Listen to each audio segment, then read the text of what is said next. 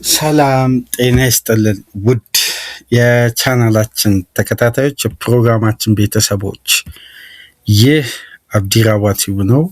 ፕሮግራማችንን እነሆ በሁለተኛ ክፍል ሌላ መወያያ ርዕስት ሌላ መወያያ ነጥብ ይዘንላችሁ የሁሉንም ክለቦች ትኩረት ያደረገ ከአርሴናል፣ ማንቸስተር ሲቲ፣ ዩናይትድ፣ ሊቨርፑል፣ ቶትንሃም በዝውውር መስኮቱ ባለፉት 24 ሰዓታት የወጡ ዘገባዎችን ከጋዜጦች ጋር አያይዘን የምንወያይበት ሰፋ ያለ የዝውውር መረጃዎችን ወደ እናንተ ተደራሽ የምናደርግበት የዝውውር መረጃ ሰዓታችንን በድጋሚ ይዘን ወደ እናንተ መጥተናል። ከዚህ ፕሮግራም ቀደም ብሎ ለዩናይትድ እና ቼልሲ ይፋዊ ጥያቄ የቀረበው የማይልስ ስኬሊን አስፈርሙት የሚለው የአደራዳሪ አካላትን ጥያቄ በተመለከተ የእንግሊዝ ጋዜጦች የዛሬ ትኩረት ነበር። እሱም በመጀመሪያ ክፍል ተወያየንበት፣ ብዙ ነጥቦችን አነሳን፣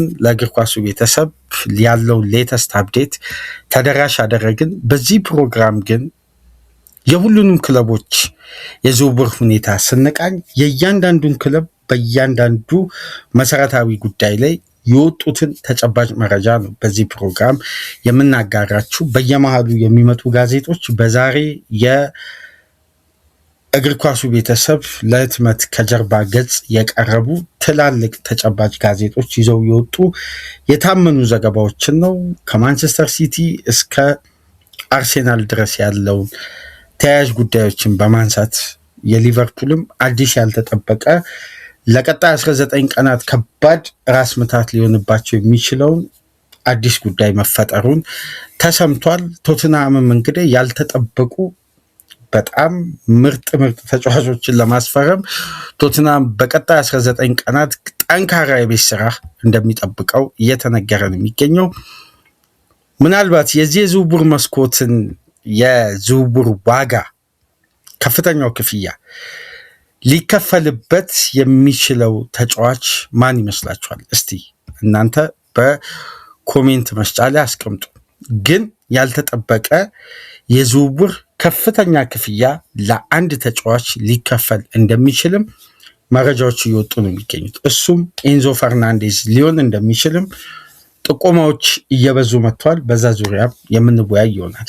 ፈርናን ቶሬስ በመጨረሻ የባርሳ ቀጣይ 2 ቀናት ትሬኒንግ እንደማይገኝ ተገልጿል። ከባርሳና ፒኤስጂ ስምምነት ላይ መድረሳቸው ተከትሎ ብራድሊ ባርኮላ በቀጣይ ቀናት ከኢብራሂም ሚንቤ ጋር በመሆን በ150 ሚሊዮን ፓውንድ ወደ አንፊልድ ይዘዋወራሉ የሚለው ጉዳይ ደግሞ የበለጠ ሽፋን አግኝቷል። አርሴናልም አዲስ ዊንገር ለማስፈረም በገበያ ላይ አማራጩን አስፍቷል። ግን አይኖችን ከሁሊያን አልቫሬዝ የዛሬው ውይይት ጋር በቀጥታ አያይዞ ያንን ጉዳይ በቅርበት እየተመለከተ ነው የሚገኘው። ያለፉት ጊዜያት እዛው ማድሪድ ከተማ የቪኒን ጉዳይ በቅርበት ሲከታተሉ የቆዩት የአርሴናል አመራሮች እዛው በማድሪድ ዋና ከተማ የሚገኘውን ሌላኛውን ክለብ የአትሌቲኮ ማድሪዱን የሁሊያን አልቫሬዝን ጉዳይ በቅርበት እየተከታተሉ ነው። አርሴናል እድሉ በጣም እዚህ ተጫዋች ላይ ሲሪየስ ከሆነ ፋይናንሻል ኢፈርቱ ምንም አርሴናልን አይገድበውም። ግን ተጫዋቹን ለማሳመን አርሴናል ሲሪየስ ከሆነ አሁን ላይ ባሉ እስከዛሬ ሮብ በሚወጡ መረጃዎች ከሆነ እድል አለው ከባርሳ እኩል። ባርሳ በተጫዋቹ በኩል ነው አድቫንቴጅ ያገኘው። አርሴናል በአትሌቲኮ በኩል ትልቅ አድቫንቴጅ አለ። ስለዚህ የዛሬዋ ቀን ቀጣይ ቀናት በነዚህ ዝውውሮች ላይ በጣም በጣም ወሳኝ ሳምንት ነው። ሊቨርፑል አዲሱ ኢላማው አደም ዋርተን ሆኗል። ነገር ግን ፓላስ ለዚህ ተጫዋች ከ80 ሚሊዮን ፓውንድ በላይ ይፈልጋል። ኮርቲስ ጆንስ ከኢንተር ሚላን ጋር በድጋሚ ድርድር ተጀምሯል። እስቲ ይህንንም ሁኔታ ምናነሳ ይሆናል። በአጠቃላይ በሁሉም ክለቦች ዙሪያ በዚህ ፕሮግራም ቆይታ ስናደርግ እናንተ ፕሮግራማችንን ላይክ አድርጉ፣ ሰብስክራይብ አድርጉ። ከሀገር ውጭ የምታደምጡ ቻናላችንን መደገፍ ከፈለጋችሁ በሱፐር ስቲከር፣ በሱፐር ቻት፣ በሱፐር ታንክስ ድጋፍ አድርጉ። በትናንትናው ዕለት የቻናላችን የረጅም ጊዜ አድማጭ ከቻናላችን ጎን በመቆም ረጅም ጊዜ ለቻናላችን ድጋፍ ሲያደርግ የቆየው ወዳጃችን አሚር በትናንትናው ዕለትም ከፍተኛ ለቻናላችን በሱፐር ቻት ድጋፍ አበርክቷል። አሚርን ከልብ እያመሰገንን ከቻናላችን ጎን የቆመ የረጅም ጊዜ የቻናላችን አድማጭ ነው። ልባዊ ምስጋና በቻናላችን በአድማጮቻችን በቤተሰቦቻችን ስም አሚርን እናመሰግናለን። ሌሎቻችሁም ድጋፍ እንድታደርጉ የአክብሮት ግብዣችን ነው። እስቲ መጀመሪያ ነጥባችን ከአርሴናል ጋር በተያያዘ ባለፉት 24 ሰዓታት የወጡ ዘገባዎችን ከጋዜጦች ጋር ያይዘን ደግሞ እስቲ ለመወያያነት እንጀምር። ከዚህ ፕሮግራም ቀደም ብሎ የሉዊስ ኬሊ ጉዳይ ሌላ ትኩረት ስለሚፈልግ ነው ነጥለን ለብቻ ፕሮግራም አሰናድተን ወደ እናንተ ተደራሽ ያደረግነው። ግን እዚህ ፕሮግራም ላይ ማንሳት የሚያስፈልጉ ወሳኝ ነጥቦች አሉ። ለምሳሌ የመጀመሪያው ጉዳይ አርሴናል እንደምታውቁት ዊሊያም ሳሊባ ለወራት ከሜዳ ይርቃል። ምን ያክል እንደሆነ አይታወቅም። ከ2 ወር በላይ ሊሆን እንደሚችል ነው የሚገመተው። የዚህን ተጫዋች ተተኪ ለማስፈረም በገበያ ላይ እያሰሱ ከኤዝሪ ኮንሳ ጋር ስማቸው ሲያያዝ ነበር። ከጃኮቭ ራሞን ጋር ስማቸው ሲያያዝ ነበር። ከክርስቲያን ሮሜሮ ጋር ስማቸው ሲያያዝ ነበር። ብዙ ሩመርሶች ነበሩ። አሁን ግን የሳሊባ ጉዳት ላይ ጁሪየን ቲምበር ተጨመረ። የመጀመሪያ ሳምንታትን ከሜዳ እንደሚርቅ አርቴታ አረጋገጠ በሂፕ ኢንጁሪ ምክንያት። ይሄ ደግሞ በተደጋጋሚ ውድድር ውስጥም ሊያገረሽ የሚችል ጉዳት ስለሆነ የበለጠ ጥንቃቄ ለመውሰድ ተጫዋቹ በእረፍትና በማገገሚያ በሪሃብ የጉዳት ማገገሚያ ሂደቶች እንዲቀረፍ ስለተፈለገ ተጫዋቹ አሁን ከቡድኑ ጋር አንደኛ ሙሉ ፕሪሲዝኑን አላጠናቀቀም። ቀሪ ጊዜያትን ከጉዳት ከተመለሰ በኋላ ተጨማሪ ሚኒ ፕሪሲዝን እንደሚሰጠው አትሌቲክስ ሲዘግብ ነበር። ከሰሞኑን ተመልክታችኋል ብዬ አስባለሁ። ስለዚህ አሳሳቢነቱ 2 ዲፓርትመንት ሆነ በተከላካይ ስፍራ። ምክንያቱም ቤን ዋይት አስተማማኝነት የለውም ጤንነቱ። ስለዚህ አርሴናል በተከላካይ ክፍሉ ዴብዙን ለማሳደግ የበለጠ ለ2 ተጫዋች ኢንቨስት ከማድረግ ይልቅ ቨርሲታሊቲ ያለውን ተጫዋች ማስፈረም ቅድሚያ ሰጥቷል። ሊቨርፑል እንዲህ አይነት እርምጃ አሮሆ ላይ መውሰዱ ይታወሳል። አርሴናልም ተመሳሳይ ሂደት ለመጠቀም አሁን በቀጥታ አይኖቹን እንደ ዳሪዮ ስፖርት ዘገባ ከሆነ በትናንትናው ዕለት ጁሪየን ኩንዴን ለማስፈረም አርሴናል ጥረት መጀመሩ ተሰምቷል። የተጫዋቹን ጉዳይንም ለማዳመጥ ባርሳ በሩን ክፍት እንዳደረገም ከወደ ስፔን የሚወጡ ዘገባዎች እየጠቆሙ ነው የሚገኙት። ስለዚህ የአርሴናል አሁን የተከላካይ ክፍል ቨርሲታሊቲ ኢላማ የሆነው ኤዝሪ ኮንሳ ብቻ ሳይሆን ጁሪየን ኩንዴ እንደሆነ ተዘግቧል። ይሄ ከወደ ፈረንሳይም በተለያዩ ሚዲያዎች በትናንትናው ዕለት ሲዘገብ የተመለከትነው መረጃ ነው እና አሁን የኩንዴ ጉዳይ በአርሴናል አጀንዳ ውስጥ መያዙ ተሰምቷል። አርሴናል ጁሪየን ኩንዴን አጥብቆ እንደሚፈልግ እየተነገረ ነው የሚገኘው። አንደኛው መረጃ በአርሴናል በኩል ይሄ ነው። ሌላኛው ጉዳይ በአታኪንግ ሰርድ በኩል አርሴናል እየፈለጋቸው ከሚገኙ ተጫዋቾች መካከል አንዱ እንግዲህ ሁሊያን አልቫሬዝ ነው። የሁሊያን አልቫሬዝን ጉዳይ በተመለከተ ዛሬ ዳሪዮ አስም፣ ሞንዶ ዲፖርቲቮ፣ የካታሎኒያ ጋዜጦች ይዘው የወጡትን ጋዜጣ ደግሞ በስክሪናችን ላይ ተመልከቱ። ካራ ኤል ካራ የሚል የሙንዶ ዲፖርቲቮ ጋዜጣ ፊት ለፊት ማለት ነው በስፓኒሽ ከዲየጎ ሲሞኒ ጋር ግን ከሲሞኒ ጋር ፊት ለፊት ለሚገናኘው የውሳኔውን የመጨረሻ ሁኔታ በቀጥታ ለዲየጎ ሲሞኒ በግልጽ ለመናገር እንጂ ሀሳቡን ያስቀይራሉ ተብሎ አሁን ላይ አይጠበቅም እንደ ዘገባው ከሆነ። ምክንያቱም አሁን የተሰማው ደግሞ አዲስ መረጃ ከወደ ስፔን የሚወጣው ሌላ አዲስ ታሪክ በአትሌቲኮ ማድሪድ እና ሁሊያን አልቫሬዝ መካከል መፈጠሩን ነው ዘገባዎች እያሳዩ የሚገኙት። አንደኛው ጉዳይ የኔ ፍላጎት፣ የኔ ጥቅም፣ የኔ ቀጣይ ህልም የአትሌቲኮ ቃል አልተጠበቀም፣ ቃላቸውን አልጠበቁም። አትሌቲኮ አመራሮችም ሁሉም ተወካዮች ቃላቸውን አጥፈዋል። በፈረንጆች ፌብሩዋሪ ወር ላይ ለሁሊያን አልቫሬዝ አትሌቲኮ ማድሪድ ቀጣይ የዝውውር መስኮት የተጫዋቹ ሂደት እንደሚሆን ቃል ገብተውለታል። ተጫዋቹ እንደሚለው ከሆነ የተጫዋቹ ተወካዮች አሁን ባወጡት አዲስ መረጃ መሰረት ቃል ተገብቶልናል በዚህ የዝውውር መስኮት አትሌቲኮ ማድሪድ እንደሚለቅ። ስለዚህ የእኛ ፍላጎት ደግሞ በግልጽ ታውቋል። እንደሚለቁ ቃል ከገቡ በኋላ ወደ ባርሳ እንደሚሄድ ተጫዋቹ ሲታወቅ ደግሞ ዝውውሩን ብሎክ አደረጉት። ይሄ ጉዳይ ደግሞ የበለጠ ሁሊያን አልቫሬዝን በአትሌቲኮ ማድሪድ ድጋሚ ላለመጫወት ቁርጠኛ የሆነ አቋም እንዲይዝ አስገድዶታል ነው የሚለው ዳሪዮ አስም ሞንዶ ዲፖርቲቮ። ስለዚህ ለተጫዋቹ አትሌቲኮ ማድሪድ ፌብሩዋሪ ላይ ቃል ገብቶለታል በዚህ የዝውውር መስኮት ወደ ፈለገው ክለብ እንዲዘዋወር። ግን እዛ ጋር ባርሳ የሚል ስም አልተጠቀሰም። በተጫዋቹ ፍላጎት መሰረት ዝውውሩ እንዲካሄድ ነበር ቃል የገቡለት እንደሚሉት ከሆነ። ይሄን ደግሞ መረጃ ያወጡት የሁሊያን አልቫሬዝ ተወካዮች ነው። ዛሬ ልክ እንደ ቪኒሲየስ ጁኒየር የዛሬ ሳምንት ረቡ ነበር ስምምነት ከማድሪድ ጋር የተፈጸመው። ዛሬ ረቡ የሁሊያን አልቫሬዝ ጉዳይ በይፋ የሚታወቅ ይሆናል። ይሄ የሁሊያን አልቫሬዝ ዴድላይን ዴድ አትሌቲኮ ማድሪድ በይፋ አሁን ከማንኛውም ክለብ ጋር እደራደራለሁ ወደሚል አቋም ይይዛል፣ ወይም በመጀመሪያ አቋሙ እንደውም አንሸጠውም በሚለው ጥርቅም አድርገው በራቸው ሊዘጉ ይችላል። ይሄ ለሁለቱም ወገኖች እንግዲህ ምን አይነት መፍትሄ እንደሚሆን በቀጣይ የምንመለከተው ነው። ግን ዛሬ ሁለቱ ወገኖች መካከል ጠንካራ ድርድር ይደረጋሉ። እሱን ተመልክቶ ነው እንግዲህ ይሄ ጋዜጣ በሰፊው ሽፋን የሰጠው። ከፈርናን ቶሬስ ጋር በተያያዘ ዳሪዮ አስ ወደ ፓሪስ ሴን ጀርሜን መዘዋወሩን እውን እንደሆነ እና በሁለቱ ክለቦች መካከል እየተደረገ ያለው ድርድር ወደ ስምምነት መምጣታቸውን ተከትሎ ነው ይሄ ዘገባም የወጣው። ከስር የምትመለከቷቸው ፎቶዎች እንዳለ የሁሊያን አልቫሬዝን ጉዳይ ተመለከተ ነው። ስለዚህ ሁሉም ጉዳይ ዛሬ መቋጫውን ያገኛል ማለት ውሳኔውን ዛሬ ያገኛል በአልቫሬዝ ቆይታ ዙሪያ።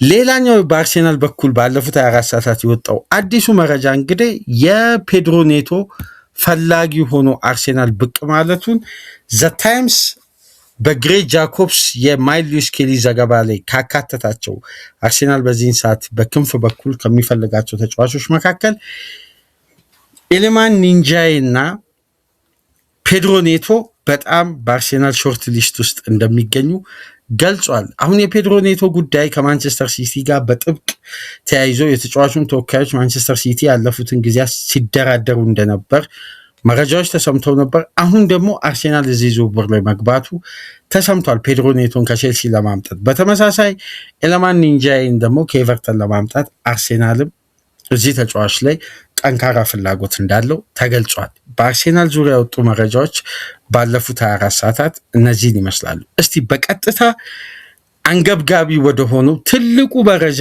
ኤንዞ ፈርናንዴዝ ዙሪያ እንለፍ።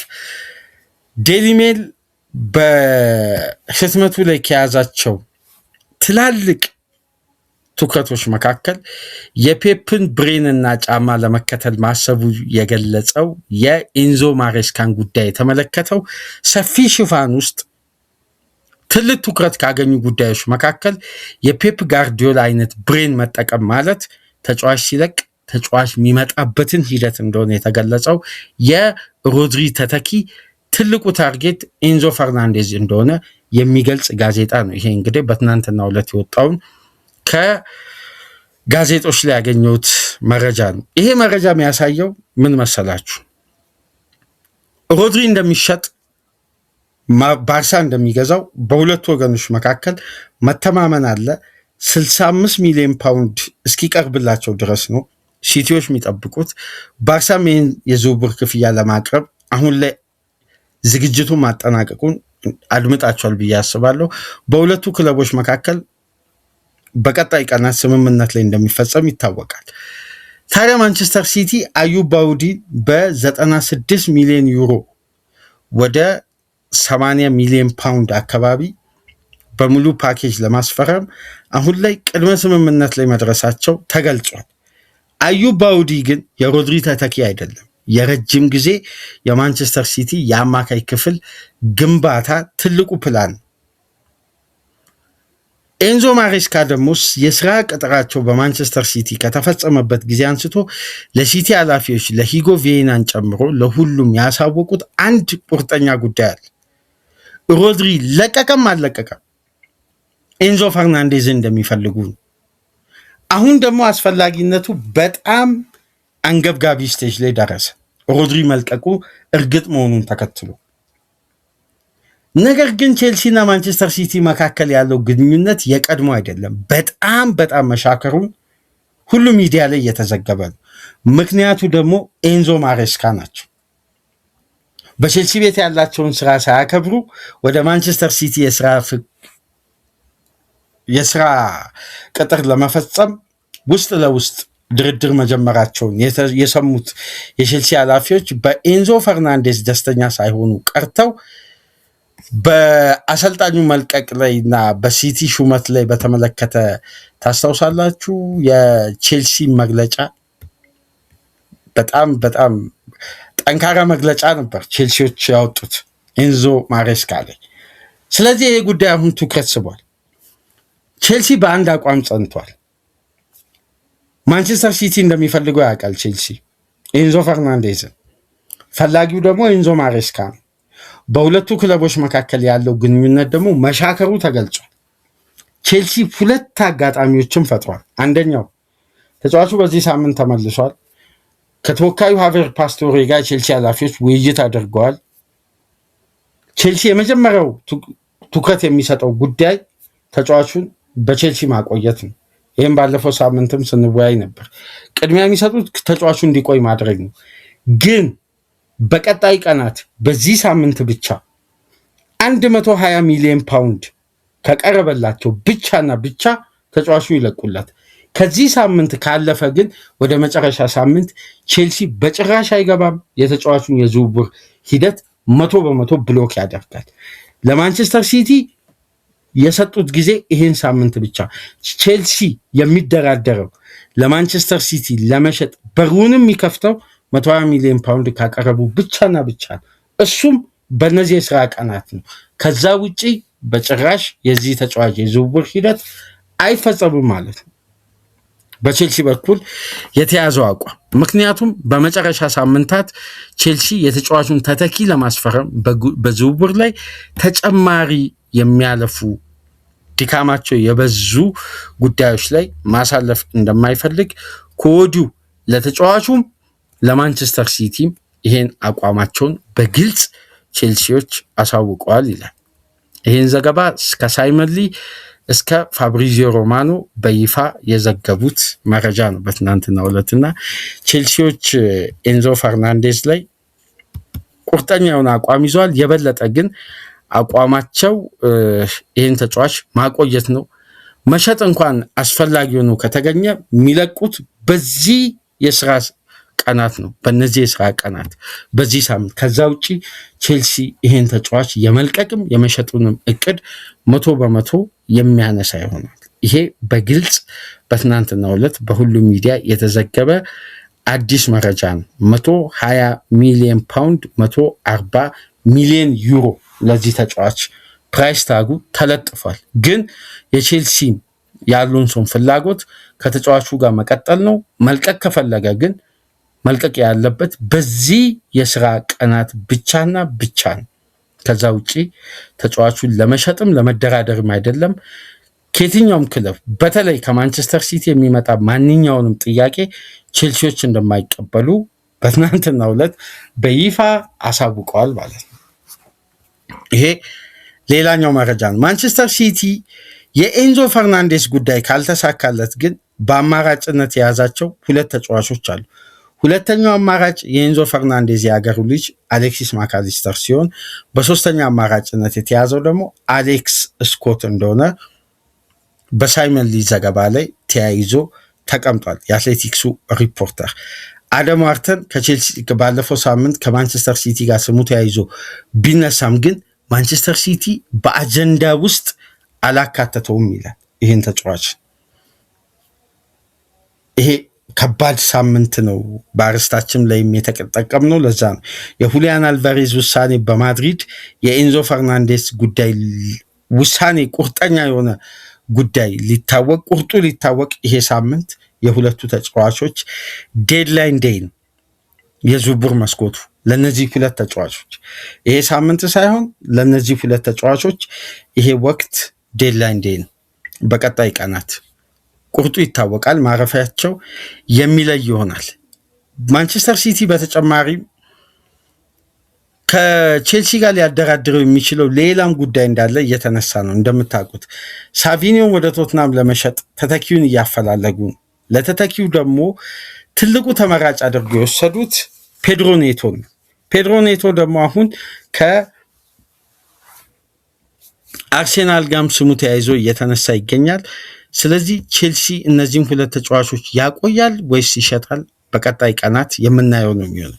ሲቲ ግን በፔድሮ ኔቶ ጉዳይ ከአርሴናል ቀደም ብሎ ድርድር መጀመሩን በርካታ ሚዲያዎች ላይ ተመልክታችኋል ብዬ አስባለሁ። ፋብሪዚዮም ይህን መረጃ ባለፉት ጊዜያት ሲያጋራ እንደነበር የምናስታውሰው ነው። ስለዚህ የዝውውር መስኮቱ ወሳኝ ሳምንት ይሄ ሳምንት ነው። የአብዛኛው ተጫዋቾች የዝውውር ሂደት የሚለይበት ቁርጡ የሚታወቅበት ከባዱ ስቴጅ ይሄ ሳምንት ነው እና እስቲ ይሄ ሳምንት እስከ አርብ ቅዳሜ ባለው ትላልቅ የዝውውር ሂደቶች አንድ ስቴፕ መዳረሻቸው ይለያል ተብሎ ይጠበቃል ማለት ነው።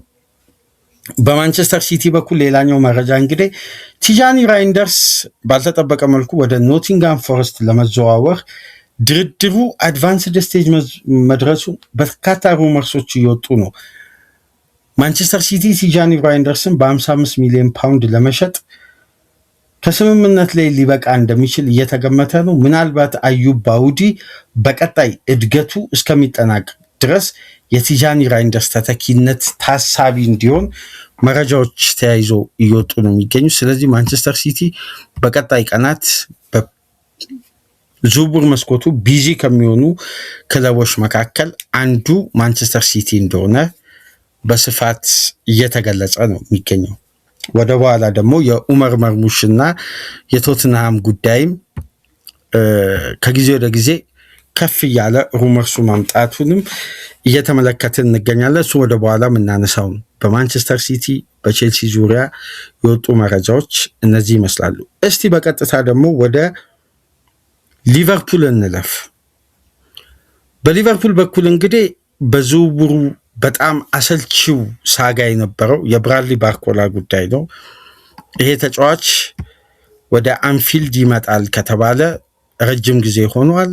እስካሁን ድረስ ግን በዝውውሩ ላይ የሚወጡ ዘገባዎች በተጨባጭ አሁን ላይ እውን እየሆኑ እንደመጡ ዘገባዎች ከሆነ ትልቁ ጉዳይ ፓሪስ ሴን ጀርሜን የዚህን ተጫዋች ተተኪ በገበያ ላይ አግኝቶ እስከሚያስፈርም ድረስ ሊቨርፑልም ዋጋውን ፓሪስ ሴን ጀርሜን እስከሚቀንስ ድረስ የሁለቱ ክለቦች ድርድር አየር ላይ እንደሚቆይና የፓሪስ ሴን ጀርሜን ተጫዋቹን የሚተካበት ሂደት ከተጠናቀቀ በኋላ ዋጋውንም እግረ መንገዱን እንደሚቀንስ ሊቨርፑሎች ተማምነው እስካሁን ድረስ በትዕግስት ጠብቀው እንግዲህ በስተመጨረሻም የሚካ ጎዲትና በተመሳሳይ የፈርናን ቶሬስ ወደ ፓሪስ ሴን ጀርሜን የሚያደርጉት ዝውውር በጣም እጅጉን መቃረቡ ፈርናን ቶሬስ ትናንት ምሽት በሁሉም ቅድመ ሁኔታ ስምምነት ላይ ለመድረስ ሁለቱ ክለቦች መቃረባቸውን ተከትሎ በቀጣይ የስራ ቀናት የብራድሊ ባርኮላ እና የኢብራሂም ሚንቤ ዝውውር በስተመጨረሻም መቋጫ ያገኛል እየተባለ ነው የሚገኘው። አሁን ላይ ፓሪስ ሴን ጀርሜን የባርኮላን ተተኪዎች በአስተማማኝ ሁኔታ ማግኘቱን ተከትሎ ሊቨርፑልና ፒኤስጂ ልክ በኢሳቅ አይነት የድርድር ሂደት የዘገየው ጉዳይ በስተመጨረሻም መቋጫ ሊገኝለት እየተቃረበ መሆኑ ተዘግቧል። ትልቁ ጉዳይ ምንድን ነው? ፓሪስ ሴን ጀርሜን ቀደም ብሎ ያስቀመጠው የዋጋ አይነት በጣም እጅጉን የተጋነነ መሆኑን ተከትሎ ዋጋው በብዙ መልኩ እንዲወርድ ይፈለጋል። ይህንን ተከትሎ ሊቨርፑሎች ለበርካታ ሳምንት ፓሪስ ሴን ዠርሜን ጋር ሲደራደሩ ቢቆዩም በስተመጨረሻም እንግዲህ የተጫዋቹ ግሪን ላይት ለሊቨርፑል ብቻ መብራቱን ተከትሎ ፓሪስ ሴን ዠርሜን ከሊቨርፑል ጋር የሚያደርገው ድርድር አድቫንስድ ስቴጅ ደርሷል። ግን ስቴጁ ላይ ያለው ትልቁ ልዩነት ምንድን ነው?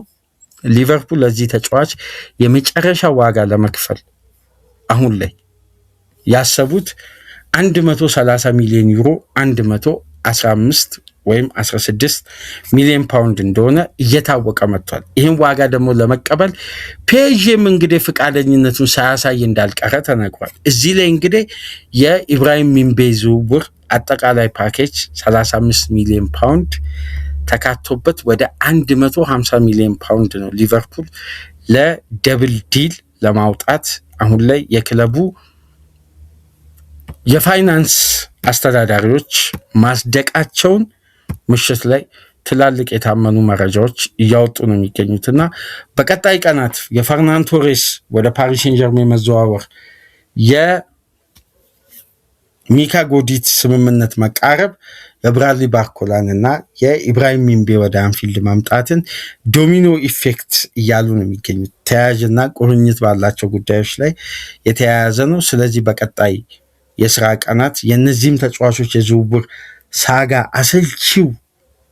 በጣም አሰልቺው ከኢሳቅ ከቪክተር ዮኬሬስ የበለጠ ያለፈው ሳመር ይሄ የዝውውር መስኮት ላይ የነዚህ ተጫዋቾች የዝውውር ሂደት የበለጠ አሰልቺና ለእግር ኳሱ ቤተሰብም ለማዳመጥ እስከሚሰለች ድረስ ጉዳዩ መቋጫ ሳይገኝለት እስከዚህ ሳምንት ድረስ 19 ቀናት የዝውውር መስኮት ውስጥ ከሚቀረው ድረስ ሁለቱ ክለቦች በዋጋ ደረጃ ሳይስማሙ ግን መጨረሻ ላይ ለስምምነት መብቃታቸው እንደማይቀር እየታወቀ እስካሁን ድረስ ዘግይቶ እንግዲህ በስተመጨረሻም መቋጫ ሊበጅለት መቃረቡን ተሰምቷል። ይሄ ምናልባት ለሊቨርፑል ደጋፊዎች አዲሱ እፎይታ ነው። ነገር ግን ሌላ አዲስ ጉዳይ ተፈጥሯል። ባለፈው ሳምንት ከሞናኮ ጋር መጠነኛ ህመም ተብሎ ከስብስቡ ውጭ የሆነው የኮርቲሽ ጆንስ ጉዳይ አሁን ሌላ አዲስ ታሪክ አዲስ ገጽ ይዞ ብቅ ብሏል። ይሄ ጉዳይ ምንድነው አድማጮች? ኮርቲሽ ጆንስ አሁን በይፋ ለሊቨርፑል ኃላፊዎች የልቀቁኝ ጥያቄ ሳያቀርብ እንዳልቀረ እየተዘገበ ነው የሚገኘው። ይሄ ጉዳይ ደግሞ የኢንተር ሚላን ከተጫዋቹ ጋር በግል ጥቅማ ጥቅም መስማማቱን ተከትሎ ኮርቲሽ ጆንስ አሁን ወደ ኢንተር ሚላን ጁሴፔ ሜንዛ ለመዘዋወር እየተቃረበ መምጣቱን መረጃዎች እየዘገቡ ነው። ትናንትና ጆአንሉካ ዲማሪዚዮ የስካይ ጣሊያ የታመነው ዘጋቢ አሁን ሴዛሪ ፍራቴዚን ኢንተር ሚላኖች መልቀቃቸውን ተከትሎ በቀጥታ የተጫዋቹ ተተኪ ለማድረግ ኮርቲሽ ጆንስ ነው መጀመሪያ የሚያሰቡት። ይህን ተጫዋች ለማዘዋወር አሁን ለሊቨርፑል 38.5 ሚሊዮን ፓውንድ 48 ሚሊዮን ዩሮ ማቅረባቸውን ዘግቧል። ይሄ ዋጋ ደግሞ በሊቨርፑሎች ዘንድ ተቀባይነት ሊያገኝ እንደሚችል ይጠበቃል። ምክንያቱም ወደ 40 ሚሊዮን ፓውንድ ገደማ ነበር ሲጠይቁ የነበሩት። ይሄን ዋጋ ኢንተር ሚላን አቅርቧል። በቀጥታ ተጫዋቹን ለማዘዋወር ከሊቨርፑል ጋር በድጋሚ ድርድር ተከፍቷል።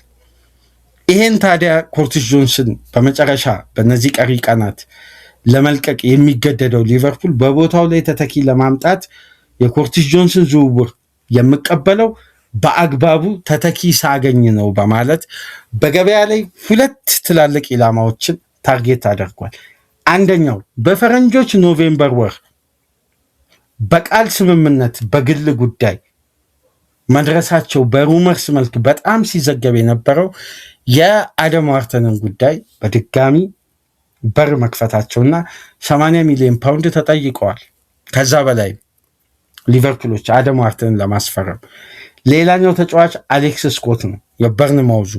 ሁለቱ ተጫዋቾች ቀጣይ ኢላማ ተደርገዋል። ሊቨርፑል የኮርቲሽ ጆንስን ዝውውር ለመፍቀድ ከነዚህ ሁለት ተጫዋቾች አንዱን ማግኘት አለበት። ያኔ ኮርቲሽ ጆንስ ወደ ኢንተር ሚላን እንዲዘዋወር ይፋዊ ፍቃድ የሚሰጠው ይሆናል። የቀረባላቸውን ጥያቄ የሚቀበሉ ይሆናል። አለበለዚያ ግን ዝውውሩ አይፈጸምም። ይሄ ሊቨርፑል አቋም። ተተኪውን በቀጣይ ቀናት ሳላገኝ ተጫዋቹን አልለቀውም በሚል አቋም ላይ ነው ሊቨርፑል የጸናው። የቀረበውን ኦፈር መቀበል አለመቀበል አይደለም፣ ተተኪውን በአግባቡ በገበያ ላይ ማግኘት ነው። ግን እንደ አብዛኛው ሪፖርተር ከሆነ ሊቨርፑል ከአደም ዋርተንና ከክሪስታል ፓላስ ዝውውር ጋር በተያያዘ አንድ ስቴጅ ላይ ሳይደርስ እንዲህ አይነት አቋም አያንጸባርቅም። የትኛውም ኦፈር በማንኛውም ሰዓት ቢቀርብ ከጆንስ ጋር ለመቀጠል ቢያስቡ በፍጥነት ውድቅ ያደርጋሉ። አሁን ግን ተተኪውን አዘጋጅተው ነው ይህን ጉዳይ በድጋሚ ለመመልከት በር የከፈቱት ነው መረጃው እያለ የሚገኘው እና የጆንስም ጉዳይ መቋጫ ሊበጅለትና መዳረሻው ኢንተር ሚላን እንደሚሆን እየተዘገበ ነው። ኢንተር በተመሳሳይ የቶትናሙ ጄደን ስፔንስንም ለማስፈረም በ25 ሚሊዮን ፓውንድ በጣም ተቃርቧል። ድርድሮቹ አድቫንስድ ስቴጅ ላይ ደርሰዋል። ጄደን ስፔንስም ወደ ኢንተር ሚላን እንደሚዘዋወር እየተጠበቀ ነው የሚገኘው። ጆንስ፣ ስፔንስ፣ ጆን ስቶንስ ሶስት እንግሊዛውያንን በዚህ ዝውውር መስኮት ኢንተር ሚላኖች ለመውሰድ እንግዲህ ጆን ስቶንስን አስፈርመዋል። ጄደን ስፔንስን አድቫንስድ ስቴጅ ላይ ደርሰዋል። አሁን ኮርቲስ ጆንስ ከሊቨርፑል ወደ ኢንተር ሚላን የሚያደርገው ዝውውር የሚካሄድ ይመስላል። ሊቨርፑል በተተኪነቱን እንግዲህ በቀጥታ አደም ዋርተንን ሳያደርግ እንዳልቀረ ሰፋ ያሉ ሩመርሶች በይፋ እየወጡ ነው። እስቲ ይሄም ሌላኛው ወሳኝና የውሳኔ ሳምንት ነው። አሁን በዝውውር በነገራችን ላይ የመጨረሻ 19 ወይ 20 ቀናት ላይ የመጨረሻ 5 ቀናት ማለት 15ቱ ቀናት ሁለቱ ሳምንት በፊት ያሉ 5ቱ ቀናት አብዛኛው ክለብ እቅዱንና የዝውውሩን ሂደት አጠናቆ ይፋዊ የወረቀት ስራ የሚሰራበት ነው እንጂ በመጨረሻ ዴድላይን ላይ ድርድር ተጀምሮ አይደለም ድርድር የሚያልቀው። ይሄ ምናልባት ለእግር ኳሱ ቤተሰብ እዚህ ጋር ግልጽ ማድረግ ያስፈልግ። በዴድላይን ላይ መረጃው ይውጣ እንጂ የመጨረሻ 15 ቀናት 2 ሳምንት ሲቀረው ከዛ በፊት ባሉ 5 ቀናት ሁሉም ሂደት ያልቃል። ቀሪ 15 ቀናት የሚሰሩት የወረቀት ስራ ነው። ከዛም በኋላ ነው የሚዲያ ሽፋንና ይፋዊ ስምምነት ይፋዊ የዝውውር ሂደት በቀጥታ በሚዲያው ዙሪያ የሚዘገበው። ከአንድ ሳምንት በፊትም አንዳንድ ክለቦች ዘግይተው ይጀምሩና ሁሉንም ቅድመ ሁኔታ አጠናቀው ለሜዲካል ሂደቶችን ያመቻቻሉ። አብዛኛው ሂደት ግን የሚካሄደው ካለፈው ሳምንት ሰኞ ጀምሮ እስከ ቀጣዩ ቅዳሜ ድረስ ባለው ከባዱ የዝውውር ሳምንት ነው። ይሄ ሳምንት ነው በነገራችን ላይ የክለብ እቅድም ዝውውርም አብዛኛው ክንውን የሚጠናቀቀው። ሁሉም ሂደት ወደ ሰነድነት የሚቀየርበት ሳምንት። ከዛም በኋላ ነው ለእኛ ለእግር ኳሱ ቤተሰብ ወደ ሚዲያ በቀሪ አንድ ሳምንት ይፋ የሚያወጡት እንጂ ከባዷ ሰዓት እቺ ሳምንት ናት በዝውውር። ስለዚህ ጉዳዮች ይቀየራሉ። ዝውውሮች ራሱ ሃይጃክ የሚደረጉት በእነዚህ ቀናት ነው። ይፋ የሚወጡት ከ15 ቀን በኋላ በዴድላይን ላይ ምናምን ይሁን እንጂ ከባዱ ሳምንት ይሄ ነው። ስለዚህ በዚህ ሳምንት ሁሉም ውጤቶች የሚለይበት ሳምንት መሆኑን ተከትሎ ሊቨርፑል እንግዲህ በድጋሚ በአማካይ ስፍራ ሌላ ሂደት እንዲፈጽም ሊገደድ ይችላል ማለት ነው። የኮርቲስ ጆንስ ጉዳይ በስተመጨረሻም እልባት የሚያገኝ ይሆናል። በመጨረሻም እንግዲህ የምንመለከተው ቶትንሃምን ነው። ቶትንሃም በቀጣይ የስራ ቀናት ኡመር መርሙሽንና ፍሎሪያን ባላጉንን ከሞናኮና ማንቸስተር ሲቲ ለማምጣት በገበያ ላይ እንደሚሰራ እየተገለጸ ነው። በተጨማሪም ኡመር መርሙሽ የማን ቀጣይ እቅድ ነው? የኮርሊ ጋክፖ። ለጋክፖ ሊቨርፑል 78 ሚሊዮን ፓውንድ ካልሆነ አልደራደርም፣ ባርኮላንም ባስፈርም ተጫዋቹን በአማራጭነት እጠቀማለሁ የሚል አቋም ይዟል። አሁን ደግሞ አዲስ አቋም ሚቤይንም ቢያስፈርም ሊቨርፑል ባርኮላን ለመሸጥ አልገደድም እያለ ነው። 78 ሚሊዮን ፓውንድ ካቀረባችሁ ተጫዋቹን ለቃለሁ፣ ካልሆነ ግን እነዚህን ሁለት ተጫዋቾች ባመጣ እንኳን ተጫዋቹን አልሸጥም። ይሄን ከገበያው ዋጋ ንረት ጋር በተያያዘ የሊቨርፑሎች አቋምና የዋጋ ተመን ተገልጿል። ታዲያ ቶትናሞች ከጋክፖ ባነሰ ዋጋ በ66 ሚሊዮን ፓውንድ ኡመር መርሙሽን ለማስፈረም ማቀዳቸው ተሰምቷል። በተመሳሳይ በ60 ሚሊዮን ዩሮ በ52 ሚሊዮን ፓውንድ ደግሞ የሞናኮውን አሜሪካዊው አጥቂ በዓለም ዋንጫ ዶናልድ ትራምፕ በቀጥታ ስልክ ደውለው ከጆዋን ኢንፋንቲኖ ጋር አውርተው ቀይ ካርዱን ያስነሱት ተጫዋችን ማለት ነው ከሞናኮ ለማምጣት አዲስ እቅዳቸው አድርጓል። ሪቻርልሰን በቀጣይ የስራ ቀናት ቶትናምን እንደሚለቅ ይጠበቃል። ቶትናም በምትኩም እንግዲህ ፍሎሪያን ባለጉዊንን ለማምጣት ማቀዳቸው ተሰምቷል። እንደውም ከፈረንሳይ ወደ ሊዮን የሚታተሙ ዘገባዎች እንደሚሉት ከሆነ ይሄ ዝውውር በፍጥነት ሊካሄድ የሚችልበት ቻንስ ሰፊ ነው። ቶትናሞች አሁን የሪቻርልሰንን ጉዳይ መብቴ እያፈላለጉ ነው የሚገኙት። የዚህ ተጫዋች ዝውውር ሂደት ከተጠናቀቀ በፍጥነት ፍሎሪያን ባለጉዊንን በቀጥታ ወደ ቶትናም እንደሚያመጡት ሮቤርቶ ዲዘርቢ አምነዋል ነው እየተባለ የሚገኘው እና ይሄ በዝውውር መስኮቱ ሌላ አዲስ ያልተሰማ መጨረሻ ላይ የመጣ አዲስ መረጃ እንደሆነ እየተመለከትን ነው የምንገኘው። ቶትናምም ራሱን ለማጠናከር በዚህ የዝውውር መስኮት ምን ያክል ቁርጠኛ እንደሆነ እየተመለከትን ነው። ሊቨርፑልም በመጨረሻ 19 ቀናት ሁለቱ ዊንገር ማምጣት ብቻ ሳይሆን በተጨማሪም አማካይ ማስፈረም ግዴታ ውስጥ ገብቷል። እድለኝነት ካለ አንድ ፉልባክ ሊጨምር እንደሚችል ሩመርስም አለ። ስለዚህ ቀጣይ 19 ቀናት ለእያንዳንዱ ክለብ የህልውና ጉዳይ ነው። ሲዝኑን የሚበይኑ ናቸው። አክቲቪቲው ጥራት ያለው እንዲሆን ይፈለጋል። ምናልባት ከዛሬ ሮብ አንስቶ ተጨባጭ እውነታ መረጃዎች በእያንዳንዱ ክለብ ዙሪያ መውጣቱ አይቀርም። በተለይ ሊክ የሚያደርጉ መረጃዎች ለምንድን ነው የኤንዞ ፈርናንዴዝ ጉዳይ ከዓለም ዋንጫ በኋላ ፋይሉ እንደተዘጋ ዝም ተብሎ ነበር? አሁን የተቀሰቀሰው ባለፉት ጊዜያት ድርድሮች ስላሉ የሁሊያን አልቫሬዝ ጉዳይ መቋጫ የሚበጅለት ዛሬ በሚደረገው ከዲየጎ ሲሞኒ ጋር ፊት ለፊት የሚወያየው የሁሊያን አልቫሬዝ ጉዳይ በይፋ መቋጫ ይበጅለታል።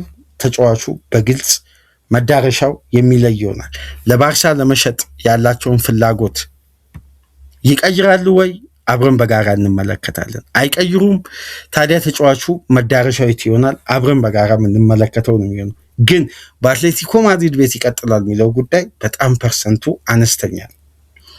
ሊቨርፑል ሳይጠበቅ አደም ዋርተንን የማስፈረም አስገዳጅ ሁኔታ በኩርቲስ ጆንስ ምክንያት ተፈጥሮበታል። ይህንንም ጉዳይ ሊቨርፑላውያን ለመቀየር በቀጣይ የስራ ቀናት ደፋ ቀና ማለታቸው እየተመለከትን ነው የምንገኘው። ስለዚህ በዝውውር መስኮቱ የመጨረሻ ቀናት የመጨረሻ እነዚህ ወቅቶች ሁሉም ጉዳይ ተቀያይሮ አዲስ መልክ ሊይዙ ቀጣይ 19 ቀናት በጣም ወሳኝ ቀናት ናቸው። እስቲ እነማን ወዴት የሚጠናቀቅ ይመስላችኋል? የእናንተን ሀሳብ አስተያየት በኮሜንት መስጫ አስቀምጡልን። ላይክ አድርጉ፣ ሼር አድርጉ፣ ሳብስክራይብ አድርጉ። ከሀገር ውጭ የምታደምጡ በሱፐር ስቲከር፣ በሱፐር ቻት፣ በሱፐር ታንክስ ድጋፍ አድርጉ። አሚር ምርጡ አድማጫችን ከቻናላችን ጎን በመቆም ለረጅም ጊዜያት ቻናላችን እየደገፈ ምርጡ አድማጫችን አሁንም ድጋፉን ቀጥሎ በትናንትናው ዕለት ከፍተኛ የሱፐር ቻት ድጋፍ አድርጎልናል። አሚርን በቻናላችን ስም እያመሰገንን በዛሬ ምሽቱ ትልቁ ተጠባቂው በአህጉራችን ተወላጅ በአሜሪካ የተገፋው ኡመር አርፋን የሚመራው ጨዋታ በሬድቡል ሳልስበርግ የሚደረገው ግዙፉ የዩሮፒያን እግር ኳስ ሀያል ክለብ የሚለየው የፍጻሜ ጨዋታ በዩኤፋ ሱፐር ካፕ ፍጻሜ ፒኤስጂ እና አስቶን ቪላን ዛሬ ምሽት ያገናኛል። ይህን ጨዋታ በተመለከተ የምናነሳው ጠንካራ ሀሳብ አለ። የፒኤስጂ የቡድን ግንባታ ሞዴልን የቀየረው የሉዊስ ኤንሪኬ አስደናቂ የስልጠና ሂደት ይሄ ቡድን ለታሪክ የማይረሳ ደማቅ ግንባታውን በዚህ የዝውውር መስኮትም እያደረገ ነው። ክለቡ በፋይናንስ ስርዓት በኩል ገንዘብ የሚያወጣ እንጂ ስለ ገንዘብ ገቢ ማድረግን የማያስጨንቀው ክለብ ተደርጎ ነበር ለዓለም ስናስተውል የነበረው። እንደ አንድ ተፎካካሪ የዩሮፒያን ክለብ ግን በፋይናንስ ስርዓቱ ራሱን የሚያጎለብትበት አደረጃጀት መገንባት አለበት ብሎ ኤንሪኬ በክለቡ ታሪክ ታይቶ በማይታወቅ ሁኔታ ፓሪስ ሴን ጀርሜን በዚህ ዝውውር መስኮት 300 ሚሊዮን ዩሮ ገቢ ሊያገኝ ከጫፍ ደርሷል። ኤንሪኬ ቡድን መገንባት ብቻ ሳይሆን ቡድኑንም በፋይናንስ ማገዛቸውን ቀጥለዋል። እስቲ ፒኤስጂ እና አስቶን ቪላን በተመለከተ ከዚህ ፕሮግራም በኋላ ይዘንላችሁ እንመጣለን። ሳትርቁ ጠብቁን። ሰላም ቆዩ።